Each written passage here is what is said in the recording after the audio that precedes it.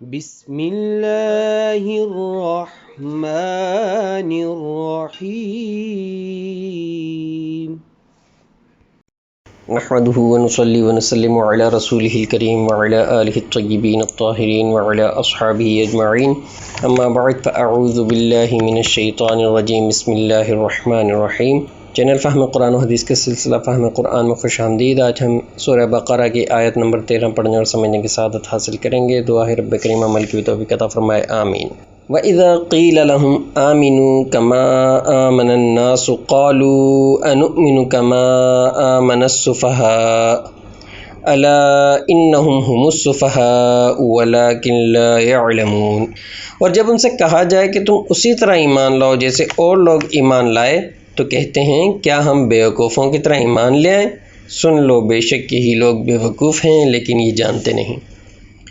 اس آیت مبارکہ میں منافقین کی ایک اور خصلت بیان کی گئی ہے، اور وہ یہ کہ جب ان سے کوئی خیرخواہ کہتا ہے کہ جس طرح دیگر مسلمانوں نے صدق دل سے اسلام قبول کیا اسی طرح تم لوگ بھی صدق دل سے ایمان لے آؤ، تو وہ کہتے ہیں کہ ایسا کرنے والے تو بیوقوف ہیں کہ جو ایسی آخرت کے وعدے پر کہ جو کسی نے دیکھی ہی نہیں، دنیاوی نعمتیں جو سب کو نظر آ رہی ہیں چھوڑ دیں، اور کیا ہم ان کی طرح ہو جائیں جو دنیا کے عیش و آرام کو چھوڑ کر دن بھر روزہ رکھتے ہیں اور راتوں کو جا کر یاد الہی میں مشغول رہتے ہیں؟ ارے یہ لوگ تو بیوقوف ہیں کہ اپنی دنیاوی عیش و آرام کو قربان کر دیا ہے، انہیں دنیا سازی نہیں آتی۔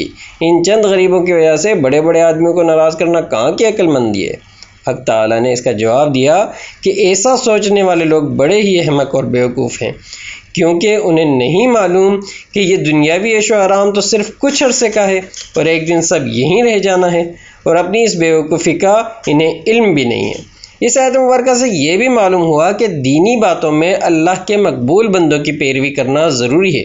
کیونکہ اس آیت مبارکہ میں کہا گیا کہ مقبول لوگوں کی طرح ایمان لاؤ، اور اس آیت مبارکہ میں دیندار لوگوں کو تسلی بھی دی گئی ہے کہ وہ بے دینوں کی باتوں اور بد زبانی وغیرہ سے رنجیدہ نہ ہوں، بلکہ یہ سمجھ لیں کہ ایسا کرنا ہمیشہ سے ہی بے دینوں کا شیوا رہا ہے، اور ان کی اس بد زبانی وغیرہ کا بدلہ خود رب کریم لے گا۔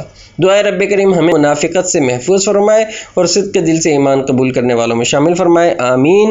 زندگی نے وفا کی تو اگلی ویڈیو میں پھر ملاقات ہوگی، اس وقت تک کے لیے اللہ حافظ۔ السلام علیکم ورحمۃ اللہ وبرکاتہ۔